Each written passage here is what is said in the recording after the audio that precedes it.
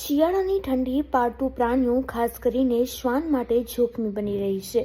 Veterinary surgeon doctor દીપ સોજિત્રા અનુસાર ઠંડીની શરૂઆત સાથે કેનલ કફ અને પાર્વો વાયરસ જેવા રોગોમાં વધારો નોંધાયો છે, જે પપીઝ માટે જીવલેણ સાબિત થઈ શકે છે. ડોક્ટર સોજિત્રાએ સમયસર વેક્સિનેશન, પ્રાણીઓને ગરમ રાખવા અને ઉકાળેલું પાણી આપવાની સલાહ આપી છે.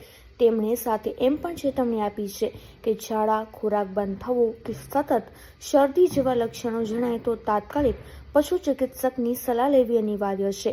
સાથે તેમણે જણાવ્યું છે કે પાલતુ પ્રાણીઓ આપણી જવાબદારી છે. થોડું ધ્યાન અનેક જીવ બચાવી શકે છે.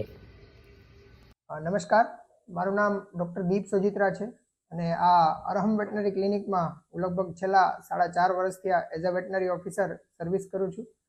અહીં અમારા ક્લિનિકમાં લગભગ અમે બધી જ પ્રકારની સર્જરી અને ટ્રીટમેન્ટ ફ્રી ઓફ કોસ્ટ કરીએ છીએ અને ઓન એન એવરેજ લગભગ પર મંથ 1000 જેટલા કેસને હું અહીંયા ટ્રીટ કરું છું અને around 15 to 20 surgeries per month અમે અહીંયા કન્ડક્ટ કરીએ છીએ. ખાસ કરીને આપણે સૌ જાણીએ છીએ શિયાળામાં ઠંડીના કારણે પેટમાં પણ જે માણસોમાં થતી હોય એ રીતની કોમન બીમારીઓ જેમ કે કોમન કોલ્ડ છે, કફ થઈ જવો, કેનલ કફ કરીને બીમારી આવે છે, જે કેટ્સમાં અને ડોગ્સમાં ખાસ કરીને સૌથી વધારે કફના કેસ આ સમય દરમિયાન વધારે જોવા મળે છે.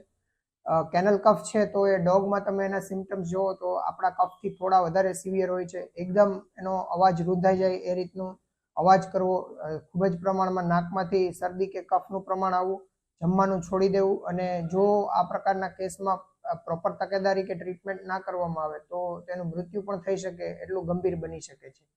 સેમ આપણે જોઈએ તો કેટ્સમાં આ સમય દરમિયાન ઘણા રેસ્પિરેટરી વાયરલ ડિઝીઝ, કેલ્સી વાયરસ છે, હર્પીસ વાયરસ છે, એના ઇન્સિડન્સ વધી જતા હોય છે. એ એકદમ એના લીધે કેટને શરીરમાં નબળાઈ આવી જવી, શરદીના લક્ષણો આવવા, શ્વાસ લેવામાં તકલીફ પડવી અને એકાએક મૃત્યુ થઈ જવું એ પ્રકારના સંકટ આપણે જોવા મળી શકે છે.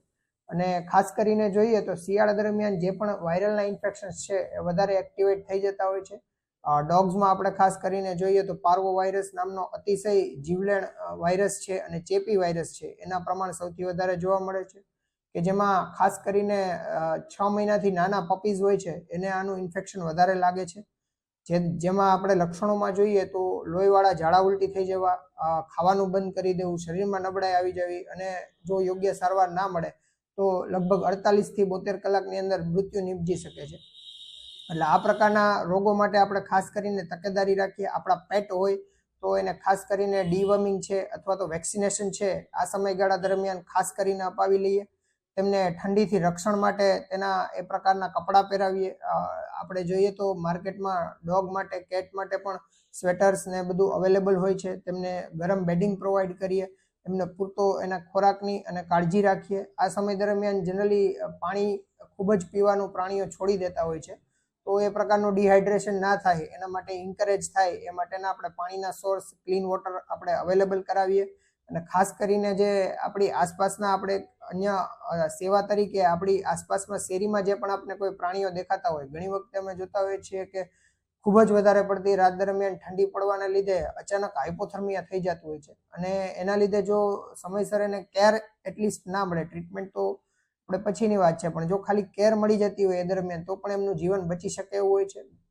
તો આપણે ખાસ કરીને આપણી આસપાસના જે પણ પ્રાણીઓ છે, પક્ષીઓ છે, એનું પણ આ સમયગાળા દરમિયાન ખોરાક મળી રહે, પૂરતું ઠંડીથી રક્ષણ મળી શકે. આપણે એમના માટે કોઈ નાનું શેલ્ટર જો પોસિબલ થતું હોય તો એ બનાવીને અથવા તો કોઈ ગરમ કપડાં ઓઢાડીને એમને મદદરૂપ થઈએ, એ જ અમારી આશા છે અને એ જ અમારો મેસેજ છે. હા, ઘરેલું ઉપચારમાં આપણે ખાસ કરીને જેવી આપણા માટે આપણે કાળજી રાખતા હોઈએ છીએ એવી જ વસ્તુઓનું આપણે એમાં પણ ધ્યાન રાખીએ. ઠંડી વસ્તુઓ બને ત્યાં સુધી જમવામાં અવોઇડ કરીએ, વાસી વસ્તુઓ આપવાનું પણ બને ત્યાં સુધી અવોઇડ કરીએ.